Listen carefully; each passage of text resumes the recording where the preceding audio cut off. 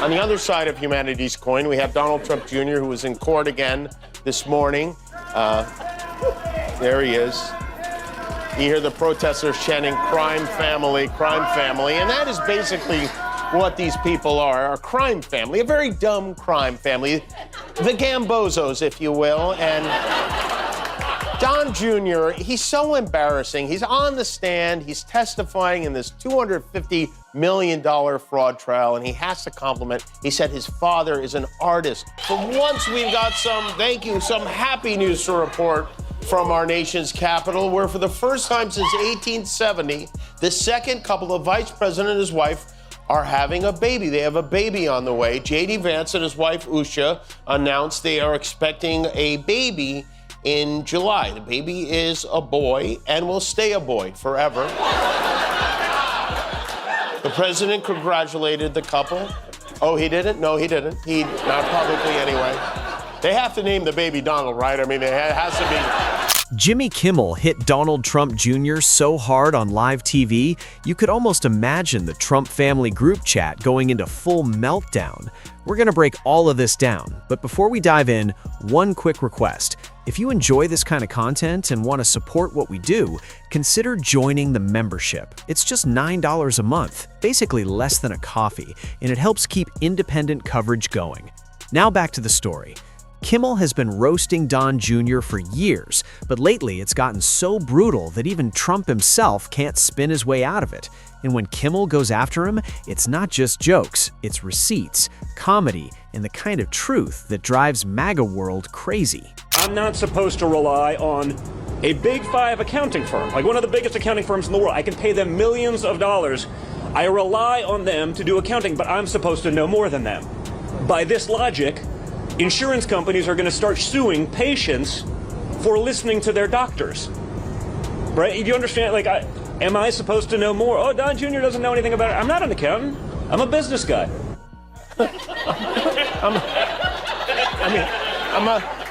I'm a business guy who had his elbows soldered together, and now. And while Don Jr. was in New York preparing to testify in court, his fiancée Kimberly was at the party dressed up as Trump's constituent, Snow White. Don Jr. was not at Daddy Donald's last night. The prodigal son was being grilled as part of the $250 million case against their business. There he is, tiny soprano. I wonder what's going through his head right now. I should have worn makeup. Oh, yeah, good one. Here's the thing about Don Jr. What he lacks in intelligence, he also lacks in charisma, so. Let's start with November 2024, right after Trump won the election. Don Jr. tried to be clever by posting a meme about Ukraine's President Zelensky, saying, POV, you're 38 days from losing your allowance, basically mocking military aid during a war. Kimmel demolished him for it. He said it was bold talk from a man who's definitely still on his father's phone plan. Then he went even harder, saying if he were Don Jr., he'd never use the word allowance in any situation. Because honestly, what does Don Jr. even do besides rant online and play pretend tough guy? And it only gets worse from here. I don't know that they'd be there for us. They're not there for us on Iceland, that I can tell you. I mean, our stock market took the first dip yesterday because of Iceland. The president mistakenly called Greenland Iceland. His speech is slurred. He's got bruises on his hands. Are you at all worried about the president's health or his decline at all? The world watched in horror as Donald Trump gave a speech about Greenland while repeatedly calling it Iceland. But when asked about it, MAGA Mike Johnson decided to, well, throw a temper tantrum. Is this a serious question? As you well know by now, Trump spoke at the World Economic Forum and in the middle of talking about Greenland and NATO, repeatedly referred to Iceland, mixing them up in a way that, would be kind of funny if it weren't tied to international diplomacy and threats against allies. That same stretch of chaos, Kimmel went nuclear on both Trump and his son. He joked that Trump hadn't been this embarrassed since he found out he had a Donald Trump Jr. Think about that for a second. On national television, Kimmel basically labeled Don Jr. as his father's biggest humiliation, and the crowd loved it because everyone was thinking the exact same thing. But September 2024 is when things got even more personal. Cracker Barrel is Amish Applebee's. It's Apple B-. It's barely a restaurant. It's a restaurant that sells yo-yos made of wood, okay? Calm down. But all the woke yokels were up in arms. Even cosplay grits gobbler, New York prep school Nepo baby Don Jr. whined, WTF is wrong with Cracker Barrel, as if he's ever been to a Cracker Barrel. You ruined my rocking chair store. Maybe my favorite bit of misplaced outrage came from this gentleman who wrote, they got rid of a white guy from a logo and they are celebrating and patting themselves on the back for it. Yeah, yes, it's racism. White men are being erased from American logos. It's Caucasian icon genocide. I mean, Donald Jr. or whatever. This will be the Vance's fourth child. And I'm surprised. I mean, where does he find the energy to make another kid with all that sexy White House furniture around? It's incredible. Little known fact, the only birth control J.D. Vance uses is a pull-out couch. But Kimmel did a whole segment questioning what was going on with Don Jr.'s lisp, and it blew up online instantly. Thousands of comments, people talking about it everywhere. But it wasn't just about how he speaks, it was about exposing the gap between the tough alpha male image Don Jr. sells and how he actually comes across in public. Around the same time, the J.D. Vance situation happened. Don Jr. was reportedly the one pushing Trump to pick Vance, one of the most unpopular VP choices in recent memory. I mentioned last night Trump was the guest of honor at a launch event for Elon Musk's new rocket, and he wasn't the only Donald Trump. Don Jr. was there, and he's been getting some unwanted attention for this.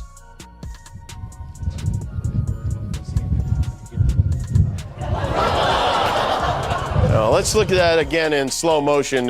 He goes to the pocket, he fishes around, and let's not jump to conclusion. Maybe he's got some fun dip in there, you know? Not to mention, let's just go ahead and add this to the never-ending list of imagine this was Biden. Doing it, I'm helping Europe, I'm helping NATO, and I've until the last few days when I told them about Iceland, they loved me. They called me daddy, right? Last time. Very smart man said, he's our daddy. He's running it. I was like running it. I went from running it to being a terrible human being. TW, how do we explain this? That's Donald Trump. That's the reason he got 77 million votes and was twice elected. So if Joe Biden were to have done that and mistaken Greenland for Iceland, Joe Biden you would guys not would be have able been to do an hour and calling 15-minute 25th Amendment. with You guys would have been asides. calling for his impeachment. If he did his Trump impression? If he gave word for word the same speech that Donald Trump gave today, it would be the most backbone he has shown in front of a large calling for his men in white uniforms would have rushed the stage and put him into a straitjacket I will tell you and this. put him in a padded room for the rest of the day. I'm not going to go there. Joe Biden's mental acuity and whatever. But for real, TW, honestly. Yeah. Kimmel straight up called Don Jr. a dumbass on live television and joked that if Trump lost, he'd sue his own son to take away the Jr. name. That's savage, but it also highlights something real. Don Jr.'s political instincts are a disaster, and October 2024 might have been the most brutal moment of all, when Kimmel dismantled his entire career in minutes. He walked through Don Jr.'s so-called resume like someone auditing a scam. Failed business ventures, shady promotions, endless complaints, that infamous Russia meeting, even the book that only hit #1 because the RNC bought massive copies. Maybe his veneers were hurting and he needed a little dollop of Sensodyne. Whatever it was, it didn't stop DJ TJ from posting another super cool TikTok video from inside a rocket that unfortunately did not launch with him in it. We're actually inside a Falcon Heavy rocket right now. Does not get cooler than this. Each one of these engines has the equivalent of 4 747 engines, each one. And there's dozens of them in these rockets. But each one of these guys, 4 747 engines. He's fine, everybody. There's nothing to worry about at all. Where's Hunter? But back in Washington, I guess the feed was a little fuzzy because when Speaker Mike Johnson was asked about it, he decided to snap back at the reporter, asking, quote, "Is this a serious question? I cannot even believe that you asked me that."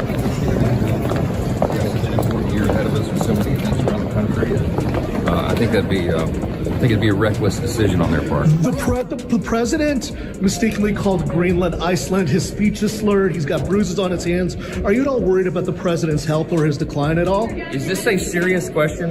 This president sleeps about 3 hours a night. He outworks everybody in this building by a factor of 2 or 3. That's right. The speaker of the same political party that, well, you'd find many of their members climbing over each other to get on Fox News to discuss any incident involving Joe Biden misspeaking, suddenly clutching his pearls at the thought of anyone daring to ask whether his precious president should know the difference between the country he's hell-bent on colonizing and a European nation. But Republicans can't openly acknowledge Trump's mistakes, right? Because in doing that, it would invite the next question. If he can't keep Greenland and Iceland straight, should he be threatening to control Greenland? Mr. President, pull out of NATO if it doesn't help you acquire Greenland. If it doesn't lead to Well, we're going to see. NATO has been dealing with us on Greenland. We need Greenland for national security very badly.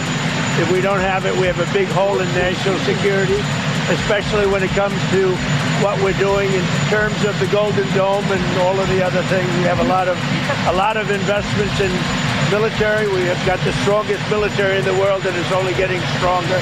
And you saw that with Venezuela. You saw that with the attack on Iran, with the knocking out their nuclear capability potentially. So, yeah, we're talking to NATO. Kimmel piled it all up and ended with heavy sarcasm about Don Jr. being a self-made man. And that's what makes these roasts sting. They aren't random insults, they're documented failures wrapped in comedy. When Kimmel shows Don Jr.'s worst outfits, calls him the dumbest crayon in the box, it's funny, but it's also a perfect snapshot of Nepo baby culture. Everything handed to him, every advantage possible, and somehow he still fumbles constantly. And Don Jr. can't even respond, because what's he supposed to argue against? Facts? I move my arms like a Muppet all the time. And with all the complaining the Trumps do about this trial playing out in the media, you could barely even turn the channel without seeing their lawyer doing an interview with somebody. What have they been asking the kids? And tell me how they fit into all of this. They don't fit into all of this. What have they been asking the kids? It's very simple. They'll ask the kids, did you give a value to somebody? Did you do something? And everybody said resoundingly no. And these kids did nothing wrong. They should not be in this case. Ivanka's already out of the case. The boys should not be in the case. That's right. They're just boys. They're kids. Eric has a book report due this weekend. They're both still wearing pull-ups. They're on trial? I mean, come on. There's one thing I heard you say yesterday and today. You were not absolutely sure that the Europeans would come to the rescue of the US if you will be attacked. Let me tell you, they will. And they did in Afghanistan, as you know, for every American who paid the ultimate, for every 2 Americans who paid the ultimate price, there was 1 soldier from another NATO country who did not come back to his family. From the Netherlands, from Denmark, particularly, from other countries. So you can be assured, absolutely, if ever the US will be under attack, your allies will be with you.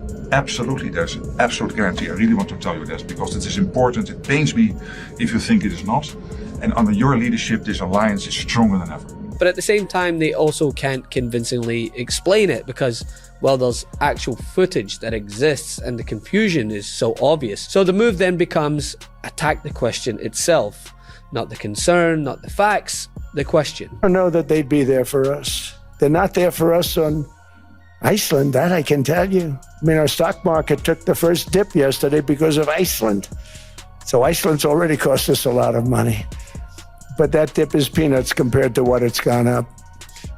But Johnson then tried to pivot into the standard script when it comes to Trump's health. He sleeps, quote, 3 hours a night, outworks everyone, and has done more than any president in history. Which is a fascinating defense, right? Because in a way, he's admitting that Trump is confused. He's saying, yeah, he's confused because he's not sleeping and keeping his entire staff up to listen to him incoherently rambling. But this wasn't just a gaffe that happened amidst many of his weaves, right? This is involving the very country that countless European leaders had to flock to an emergency meeting to discuss because Trump has been hell-bent on... Then in September of 2025, Kimmel dropped one of the most brutal nicknames ever: cosplay grits gobbler New York prep school Nepo baby. That wasn't just a joke, it was a full character summary in 7 words, because that's exactly what Don Jr. is, a Manhattan trust fund kid pretending to be some rural everyman, while wearing luxury hunting gear and flying private. And every time Kimmel roasts him, Trump Sr. gets triggered and lashes out like an angry dad defending his son's participation trophy. We sent somebody to his golf course. He has a golf course in Palos Verdes, not far from here, and also to Trump Tower in New York, where many of the items for sale, the Trump items, are made in, guess where? That's right, China. This pink knit scarf, this beautiful item, made in China. These Trump flasks, this shot glass, this very patriotic water bottle, this the American flag hat, made in China, this Trump military jacket, all made in China.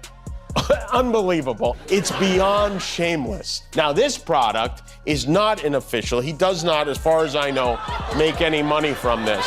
But this is an original piece of art. It's called Trumpy Trout.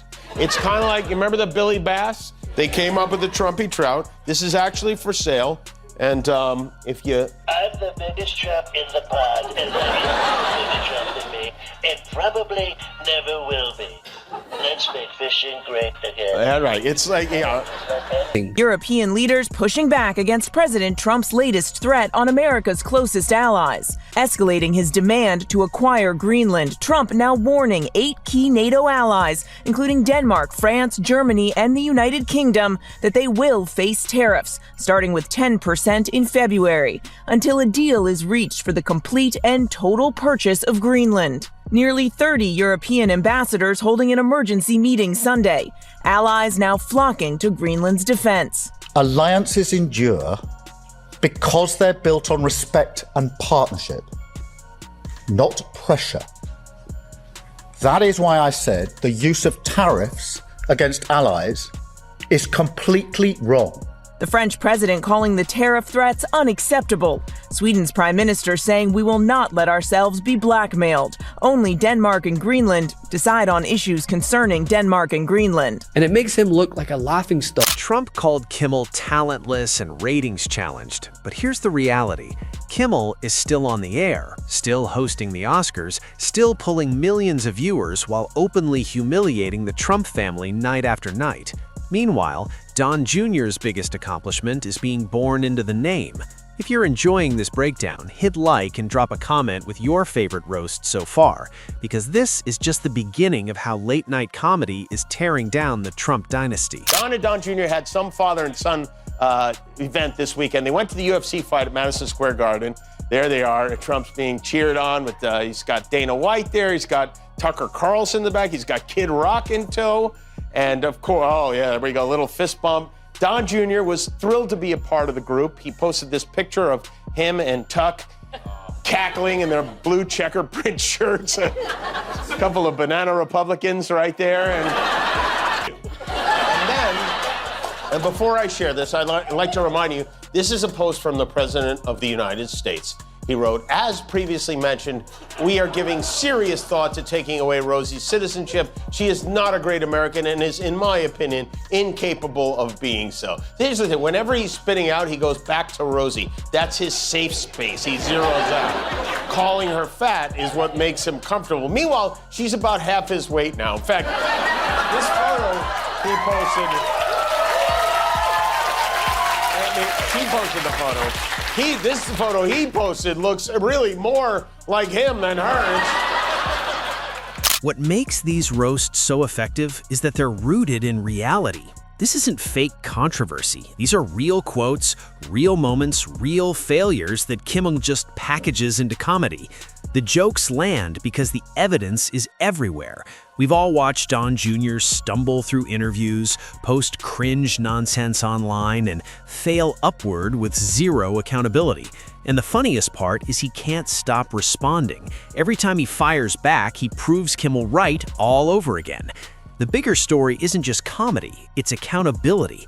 Late-night hosts like Kimmel are calling out what mainstream media often refuses to say directly: the Trump family's hypocrisy, incompetence, and entitlement. These aren't just jokes, they're a public record of a dynasty that's been failing upward for decades, and now the whole world is watching.